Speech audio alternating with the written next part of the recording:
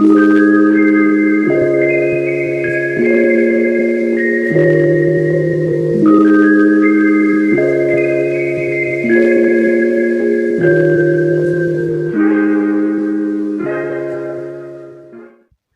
वालेकुम, नेज़र advice channel में welcome.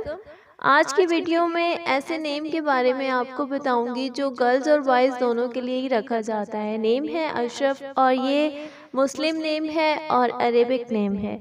इसके उर्दू में बहुत सारे मायने हैं जैसे कि शरीफ, बेहतर, आला, मोअज़्ज़ज़, पर इसका सबसे खूबसूरत मायने है बहुत नेक, यानी कि अशरफ नेम है और इसके मायने हैं बहुत नेक। सो मिलते हैं नेक्स्ट वीडियो में। अपने किसी भी नेम के मीनिंग जानने के लिए कमेंट्स कर दें और सपोर्ट करने का शुक्रिया। Thanks for watching. अल्लाह हाफ़िज़।